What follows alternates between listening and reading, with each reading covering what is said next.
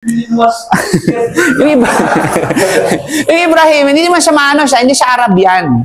Kaya mo pwede siyang magiging, hindi siya pwedeng magiging tinatawag na ano, magiging, hindi siya, tandaan natin ang ano ng Arab, hindi siya tumatanggap ng kasra. Okay, fi Makkah, alam mo, Makkah. Okay, yung Makkah, hindi mo niya, fi Makkati, kunin fi Makkata. Okay? Ibrahim, alimbawa, ala Ibrahima, hindi ala Ibrahimi. Kasi yung mga non-Arab, yung mga Arabo na sabihin natin, na mga salita, no, mga pangalan, no, o mga certain na mga pangalan, ika nga mga, mga tanging pangalan, ay mayroon sila mga rules pagdating sa tinatawag na harakat. So, hindi sila tumatanggap ng kasra. Okay? Kahit yung Aisha, yung Aisha, di Aisha ta. Kasi nga, yun yung certain name. Okay? Yes. Ano po yun? Anong pananaw ng Islam dun sa yung self-defense? Like for example, meron na akong hawak ng barila na nakatago. Okay. And then hinuldak ako. Pwede ko ba siyang barilin ng agad-agaran? Kasi kakontradiksyon ng di ba meron na kapag pinatay mo ang isang tao ay parang pinatay mo na rin yung isang katawan. Patayan na tayo ngayon.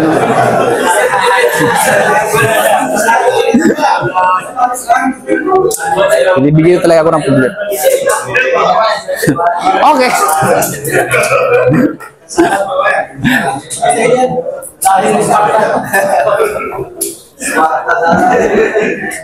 Okay. Gawin natin simple. Kapag nangyari yun, kahit self-defense yun, pagdudusahan mo talaga. Pagdudusahan mo yun. Kung dalhin natin sa tinatawag na Sharia yan, nasa ta'zir yan. Ibig sabihin, merong batas dito sa Saudi Arabia o sa Sharia yung tinatawag na ta'zir. Ang ta'zir, ito yung decision ng korte bilang tinatawag na pagdisiplina sa'yo. Kung gusto kung ang pagtingin ng korte sa'yo ay kailangan ng makulong in a certain period of time because of what you did, ay iyan yung kanilang magiging hatol.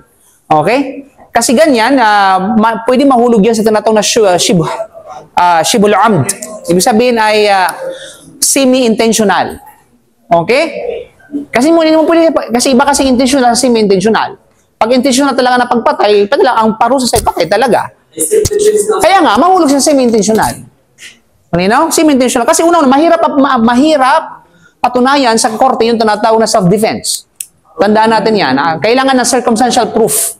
You know? Sa bagay na yan. So, kailangan ng further investigation, paano maging self-defense. Kasi baka naman dati na mayroon kayong alitan, tapos nagkataon, tapos sabay mo lang self-defense. Mga ganun mga bagay. Diba? So, lahat yan. Sa korte natin pag-usapan yan. You know? Pero, of course, that is the, paano tinanan yung batas dito sa ibabaw ng daigdig. Nasa kabilang ibang issue yan. Kasi titinan nila kung anong layunin mo. O sa araw ng paghukom, sa harapan ng Allah, husgahan ka kung ano yung nasa layunin mo. At alam ng Allah kung ano nasa layunin mo. You know?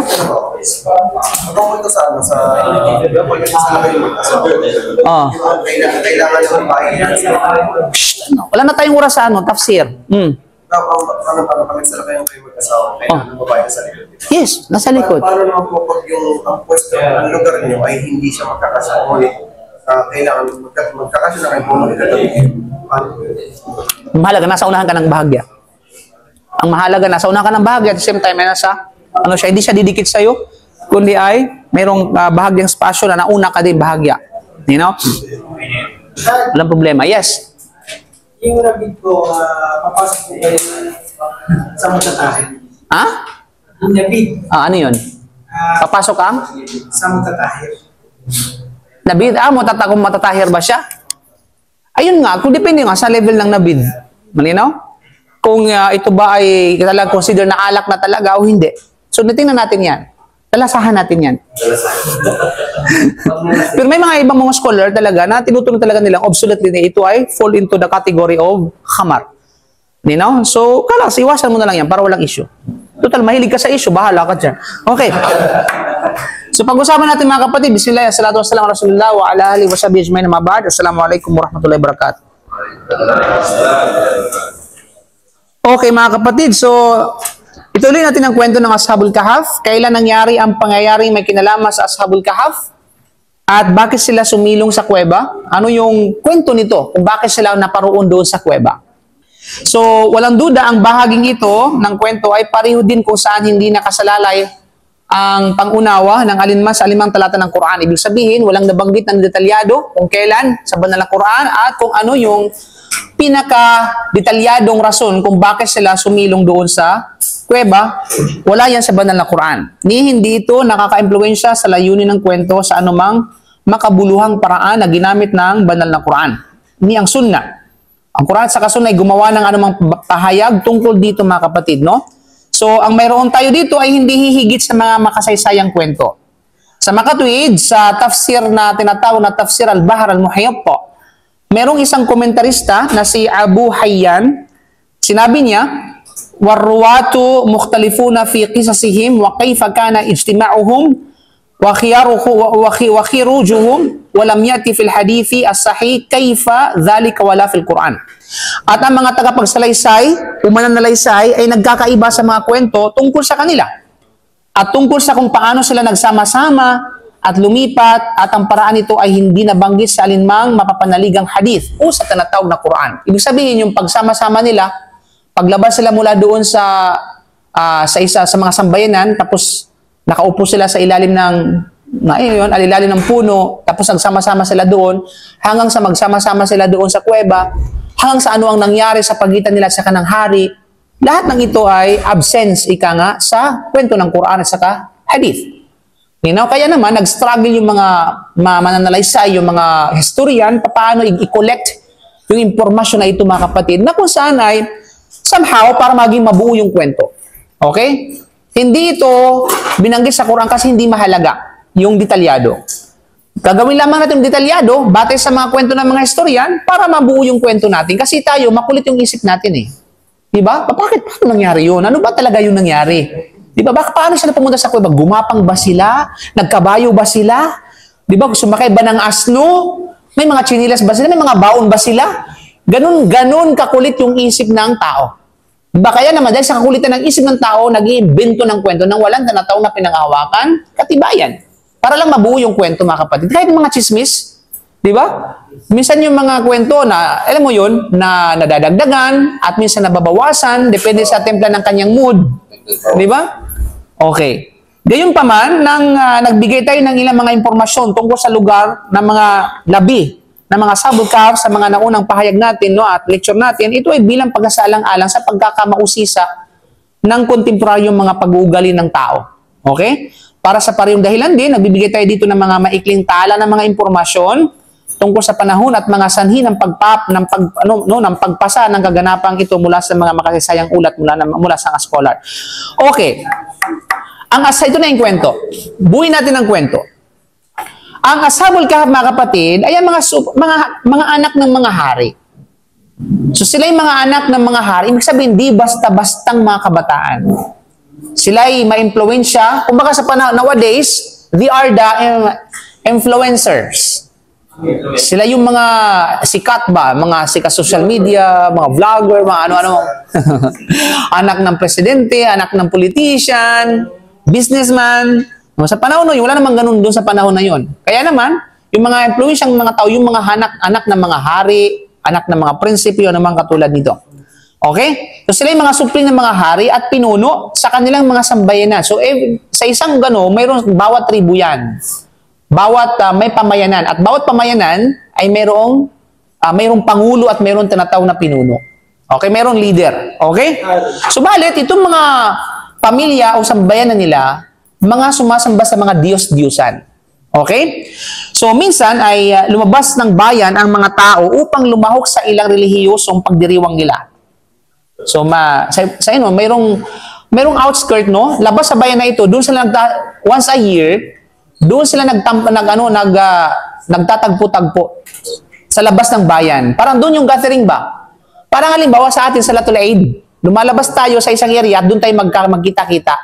Doon tayo magsama-sama. Diba? Doon tayo mag-celebrate. Ganon din itong mga panahon na ito. So, once a year, meron silang pagtitipon sa isang specific na lugar na labas sa kanilang nayon at doon sila ngayon maggagawa ng mga ritual. Okay? Sa panahon ngayon, mga disco, mga pag-aalay-alay, mga seremonya, o ano mang katulad nito. So, ganun din sa panahon noon, puro pagsamba at pag-alay sa mga Diyos-Diyusan. Okay? Puro pag-alay sa mga Diyos-Diyusan. Ito ay ginagawa nila taon-taon, mga kapatid. Sumasamba sa kanilang mga Diyos-Diyusan at nag-alay ng mga hayop upang pasayahin ang kanilang mga Diyos-Diyusan. Diba? Yun, rampant noong panahon, pag-alay ng ano. Kahit na ngayon, mayroon ba sa panahon niyo yan na lalupat yung mga binarang? Kung sabi nilang na nagkasakit dahil sa barang, sasabihin ng kailangan mag-alay ka ng ganitong puting uwak kung sa lugar na ito dahil para maging matuwa yung jinn. Meron ba sa inyo yan? Baka naman kapitbahay nyo. No. So ang kanilang hari ay isang malupit na hari. No? Tinawag na Dakianos. Dakianos ang kanilang hari, mga kapatid. So, Dakianos. Okay? Ang pangalan ng hari ay tinawag na Dakianos. Okay? Dati niyang pinipilit ang kanyang mga nasasakupan na sumamba sa mga Diyos-Diyusan. Kasi dahil sa malupit siya, pinipilit. Kailangan, naalala ko tuloy yung sitwasyon ng sa North Korea. Yung hari nila doon, yung pinuno nila doon. Sino yun? Kim Jong-un. na kailangan talaga, lahat ng nasasakupan niya talaga mayroong ritual na every morning, sasamba, may picture yung magpa-flag ceremony, tapos may siyang picture para sambahin, magsujud sa kanya. Otherwise, pag nakita ka ng mga security, ay talagang may paglalagyan ka. Babarilin ka, papatayin ka, o kaya ibabaon sa lupa. Okay? So, ganun mga kapatid, no? Kaya, of course, paano ko nalaman yun? Siyempre, ayon din sa mga ayon din sa mga news at ayon sa mga, siyempre, salaysay na mga talagang umiskapo mula sa lugar na yun. At yun ang kanilang Din sa taong iyon, nang ang lahat ay nagtipon-tipon sa pagdiriwang na ito, ang mga kabataang ito na kinilala bilang mga Ashabul Kahf ay nakarating din doon. At nakita ang mga tao na kumukuha ng mga bato na inukit ng kanilang sarili mga kamay bilang Diyos. Sinasamba sila at nagsasakripisyo o nag-aalay para sa kanila. So, ibig sabihin, nandun yung mga kabataan na yon, sumama din doon. Expectation nila, siyempre, first time siguro mga kabataan ito, mga kapatid, na sabihin natin na sumama. Then, yun nga, nakita nila yung mga bagay na ito na ginagawa ng kanilang pamayanan. Noong panahong iyon, biniyayaan sila ng Allah ng mabuting pangunawa upang iwasan ng walang katotohanan gawain ito ng kanilang mga nasasakupan. Kaya naman, nang gamitin nila ang kanilang katwiran, dumating sila sa konklusyon na ang pagsamba na ito ay walang iba kundi ang pinakamataas na kapangyarihan, ayon ay lumikha ng langit at lupa at sa lahat ng naririto rito. Ibig sabihin, yung ginagawa nila dapat ialay sa nagtatanging Panginoong Diyos, walang iba kundi ang Allah subhanahu wa ta'ala. Kahit ang kaisipang ito ay sumagi sa isipan ng ilang kabatang lalaki nang sabay-sabay at nagsimula silang lumayo roon upang maiwasan ang kalukuhang gawain ng kanilang sambayanan sa patas na pangalan ng pagsamba. Ang unang binata na umatras ay lumayo sa karamihan at naupo sa ilalim ng isang puno. So meron, di ba, mantangin nyo, mayroong isang lugar doon, tapos doon sila nag-celebrate, doon sa may kalayuan bahagya, mayroong isang puno. Huwag mo tanongin, Ustad, anong klaseng puno yan? Si Khalid. Okay? Yan ba'y Nara? Yan ba'y Jimelina? O Okay? Ang mahalaga, mayroong isang puno doon. Pagkatapos noon, dumating ang isa pa at umupo rin siya sa katabi noon, nung nauna. Sa katulad na paraan, dumating ang ikatlo, dumating yung tinatawag na ikaapat, na kung saan ang bawat isa sa kanila ay patuloy na naupo sa ilalim ng puno. Alam mo yun, hindi sila magkakakilala. Biglang pupunta doon sa puno na yan, sino yan? Yung isa din po, darating isa po, uupo rin sa katabi niya. So, tabi-tabi na sila doon sa ilalim ng puno na hindi sila magkakakilala. Feeling close lang. Okay? Ngunit wala ni isa sa kanila ang pamilyar sa isa't isa. Ni hindi nila alam kung bakit sila napunta roon. Ang katotohanan ng bagay ay pinagtagpo sila sa lugar na iyon ng Allah subhanahu wa ta'ala na nagsindi ng liwanag ng pananampalataya sa kanilang mga puso. You know? So actually, may ilang mga scholar na ginamit itong kwento na ito, bagkus nakasadya sa hadith na yung mga kaluluwa natin, noong pa man, bago pa tayo likhain, subhanallah, ay nauna na mga kapatid, no? Yung paglikha sa yung mga kaluluwa natin, subhanallah. na para tayong mga sundalo, na inakit na mga sundalo, na pumanig sa isang tinatawag na samahan, kapag mabuti, mabuti, kapag masama, masama. At nung tayo ay naririto na sa daigdig, na-implement yun. Kaya ang puso ng mga Muslim, kahit hindi kakilala, pag sabi mo nananampalataya, feeling close. Right? Iba yung tinatawag na sabi natin, iba yung spirit, no? Na kung saan ay namamagitan sa pagitan ng mga magkakapatiran. Alam mo yun, kilala mo lamang, pero grabe yung closeness, grabe yung trust, grabe yung tinatawag na higit pa sa totoong kapatid sa dugo, lalo pat hindi mananampalataya. You know? Parang pinagtagpo, pinagsama. Kasi ever since, bago pa tayo napaibaw sa mundo, subhanallah, nandun na, para tayong nakalagay sa hadith ni Prophet na parang junudun, mujannadah. Parang inakit ng mga sundalo sa kanilang mga trupa. Okay? At pag nung nabuhay na yun, bigla na lang, parang yung pagkakilala natin noon ay nangyari na pala noon, hindi natin alam. Subhanallah. Okay, gayon din. Pa sa mga masama, gayon din. Tinan mo, mga sumasama rin. O, pag sumasama ka sa mga alak, ito mga kasama niya. Buti nang di sumama sa mga nag-aalak. You know?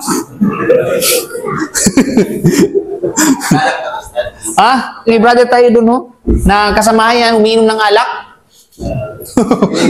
Ayan. Okay. Kaya sa madaling salita, ang mga taong ito ay nagsama-sama sa isang lugar. Ngunit ang lahat ay itinatago ang kanyang paniniwala mula sa kanyang kasamahan, baka iulat siya ng taong ito sa hari at siya ay maaresto. Ibig sabihin, alam mo, nagpapakiramdaman. O, di ba? So, kasi ayaw niyang sabi yung motibo niya kung bakit siya naroroon. Bakit? Kasi lulalalayin siya, ayaw niya na kinamumuhay yung mga ginagawa roon.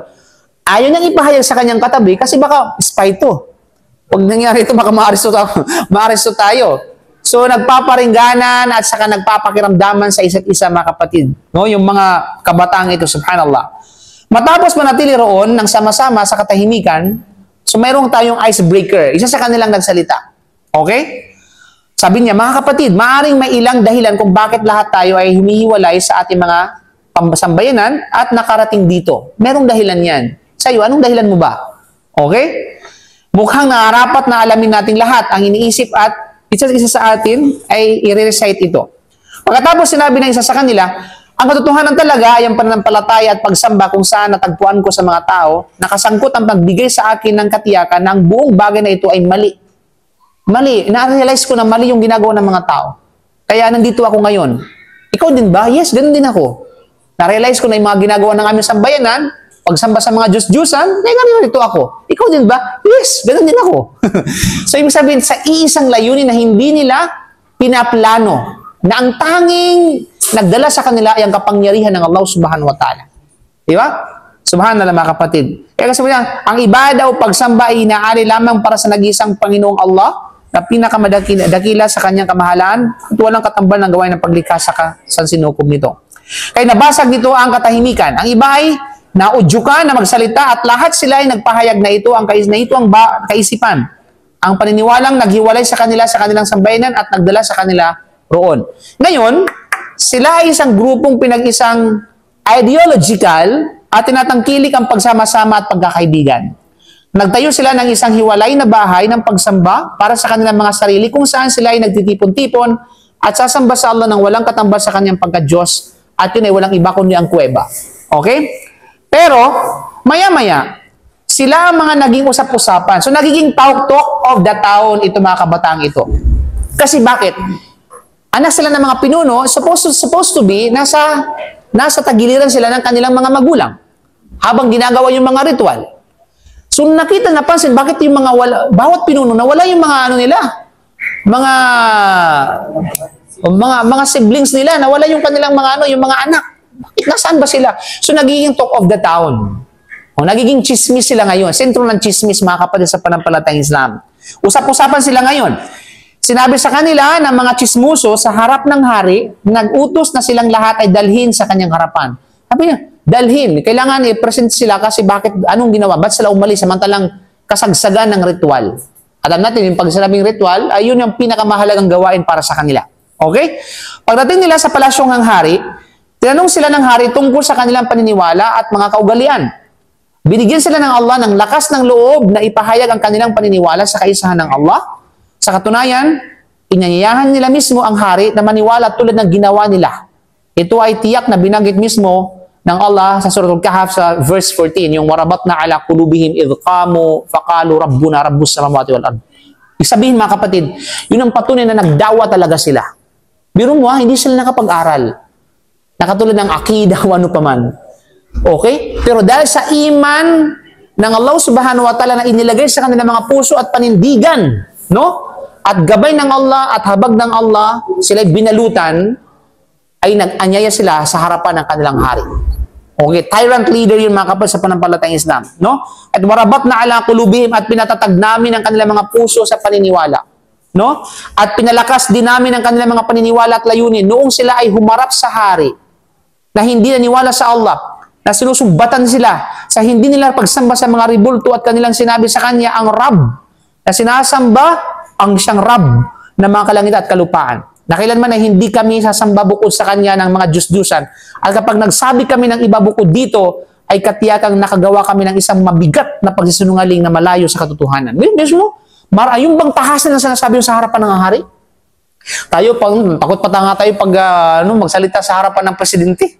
No? Yung katotohanan, di ba? Para tayong basang sisiw. Dahil sa sobrang takot at kahihiyan, subhanallah. Pero yung mga kabataan ito, ibahin mga kapatid sa panampalatayang Islam.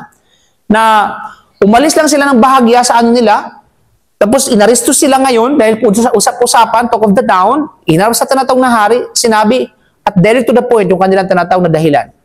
Ayaw namin. Kasi bakit yung ginagawa ninyo ay hindi naman pwede yan. Ang ginagawa ninyo ay taliwas. Walang katotohanan. Kasinungaling ang lahat yan. Imbento ng mga tao. Biro mo, kukuha kayo ng ukit kayo ng Diyos-Diyosan ninyo, gawa ng sarili yung mga kamay, pagkatapos sasambahin ninyo, anong kahunghangan yan? Di ba? Anong kahangalan yan? Di ba? So, sabi ng hari, hindi. Kailangan bumalik ka kayo sa ano. Otherwise, paparusahan namin kayo. Nanindigan sila mga kapatid sa panampalatayang Islam. Pagkos nagdawa mismo, ang Panginoon na sinasamba namin, ang Panginoon ng langit at lupa at ng sa pagitan nito. Yun ang dapat sambahin. Na sinamba namin, dapat ninyong sambahin. At kapag kami ay nagsabi ng bukod dito, kami ay nasa labis na kasinungalingan at paggaligaw. Subhanallah. Ibig sabihin, yung determinasyon ng dawa ay nanunuot sa kanilang mga kaugat-ugatan, mga kapatid sa panampalatayang Islam. Now, as a lesson, ika nga sa kwento na ito, as a Muslim or new Musliman, yun ang dapat prinsipyo natin. Huwag natin ipagkait ang paraiso sa ating especially sa ating mga pamilya.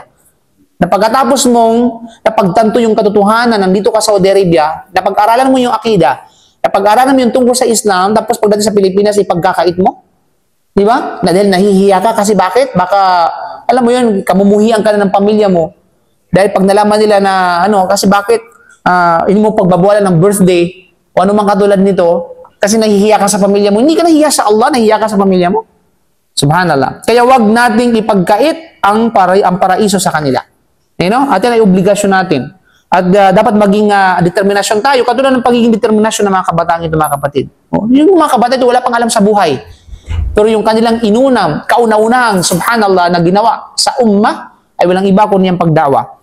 Nang kumilos sa mga kabataang ito ng matapang sa harap ng hari at inanyayahan siyang maniwala, maniwala ka sa Allah, sabi nila sa hari. Basta sumamba ka lamang sa Allah. Tinanggihan niya ang paanyaya sa kanya at binantaan sila ng matinding pagkilos. Nagkaroon ng threat. Okay? Nagkaroon ng threat ang mga kabataan mula sa hari. Hinubad niya ang mga prinsipeng damit na isinuot sa kanilang mga katawan bilang ganti upang sila ay makapag-isip at magbago ang kanilang kinikilos. Alam mo yun, hubaran sila ng kasi may mga prinsipe kasi sila eh. So mga prinsipe, may mga specific o certain na mga thawb o kaya kasuotan o kaya mga banglings, no? Na isinusuot sa kanila bilang prinsipe. Subalit nung narinig yun ng hari, hubaran sila. Hubaran sila ng kapangyarihan. Hubaran sila ng sabihin natin, no? ng pagiging yung estado nila. Okay, pagiging prinsipe nila. Okay, baka magbago yung kanilang tinatawag na yung bang kinikilos at saka yung pag-uugali. Kaya hinubad niya mga prinsipe nga yung mga kapatid. Para talagang gawin nila, binigyan niya sila ng palugit ng ilang araw at sinabing bata pa sila. Kaya naman ayaw niyang patayin kaagad. Sabi mga bata pa kayo, hindi namin paparusa masyadong maaga pa. So binigyan pa ng ilang paso, anong palugit ba? Para makapag-isip kasi mga bata pa, baka naman na-influensyahan lamang, ganung bagay ba? So nagbakasakali ang hari na ito na magbago ang kanilang tinatawag na isip at magbalik sa pagsamba sa Diyos-Diyusan. Okay? Pagkatapos, gusto niya pa magkaroon sila ng panahon para pag-isipan ito. Pagkatapos kung sila ay bumalik sa pananampalataya ng kanilang sambayanan, sila ay pinahihintulutang mamuhay gaya ng dati, kung hindi sila ay papatayin. So mamili sila. Kapag bumalik sila sa kanilang pagsamba sa kung ano sila sa sambayan nila, ipagpatuloy ang buhay. Pero pag hindi, doon na yung parusa na ipapataw sa kanila. Ang awa ng Allah subhanahu wa ta'ala, mga kapatid, ay kanyang ibinaba sa mga lingkod na ito na ang palugit na ito na ibinigay sa kanila ay nagbukas ng pintuan ng pagtakas para sa kanila. So yung binigyan na yun na chance, subhanallah, dahil sa kaya nga't wallahi, ito yung sinabi sa Sallam, magsama-sama man ang mga tao, sangkataon, pati ang mga jinn. Magsama-sama sila para bigyan ka ng kasamaan, patawan ka ng kasamaan at kapinsalaan, kung hindi gugustuhin ng Allah at kung hindi itinakda sa'yo, hindi mangyayari yun. Diba? Hindi mangyayari yun. Ibig sabihin, ang Allah ang bahala sa'yo. Ang Allah subhanahu wa ta'ala magbibigay, magbabago ng isip ng tao. Okay? Again din, on the contrary, magsama-sama yung mga tao at mga jinn. Nabigyan ka ng kabutihan, hindi ka mabibigyan ng kabutihan kung maliban lang kung ano ang nakatakda sa'yo. Rafa'atil aqlam wa jaffatis suhuf. Ibig sabihin, ang panulat ay nakaangat na, tapos na, ang anumang provision na inilalaan para sa'yo, kung kailan ka aabutan, kung kailan ka mamamatay, kung saan ka mamamatay, nakasulat na yan, nakatakda na yan, at pagkatapos ang tuyo na ang tinatawag na ano. Okay. So, ibig sabihin, mga kapatid, wala na. Sa atin ay yan prinsipyo natin. Lahat ay nakatakda na. Katangawan ng Allah subhanahu wa ta'ala, sa kanyang mga lingkod na ito, ay yun ang naging dahilan, yung kanilang palugit ay binigay sa kanya ng sanhi ng pagtakas. Kaya ang mga karaniwang ulat na dala ng mga komentarista ay sumang-ayon na ang mga taong ito ay mga tagasunod ng panampalataya ni Isa ay Al-Masih. So ito yung question ngayon, yung mga bata na ito bilang panghuli, sila ba ay follower ni Isa o follower ni Musa? Okay. May mga komentarista na sinasabi na ito ay they are the follower of Musa alayhi salam. But the very familiar, at widely known, sila ay mula sa ilalim ng tinatawag na pananampalataya na dala ni Prophet Isa alayhi salam. Okay? Sila ay impluwensya ng pananampalatayang dala ni Prophet Isa alayhi salam. Bagkus, ang sumalungat nito ay walang iba kundi si Ibn Kathir. Si Ibn Kathir nga nagsabi na ito ay hindi tanggap para sa akin na sila ay follower ni Isa, bago sila ay follower ni Musa alayhi salam. Kasi nga yung Hudyo na nagtanong nga doon sa mga Quraysh, bakit pa ipopromote ngayon yung kwento ng mga kabataan ito kung sila ay follower ni Isa, samantalang mga Hudyo hate nila si Isa alayhi salam. Okay? But that ground, mga kapatid, ay ibig sabihin sinagot ng ilan sa mga scholar na hindi ito sapat para sabihin na hindi siya follower ni Isa, bagkus ang totoo talaga niya, follower ni Isa alayhi salam. Sa kadahilan, yung kanilang yung pangyayari nila, at saka yung malapit yun sa panahon na ipinanganak si Propeta Muhammad sallallahu alaihi wasallam. You know? Anyway, so that is mga kapatid. So, ipagpatuloy natin, inshallah. So, Allahu a'lam bishawab. Subhanaka bihamdik, asyhadu an la ilaha illa anta, astaghfiruka wa atubu ilaik. Assalamualaikum warahmatullahi wabarakatuh.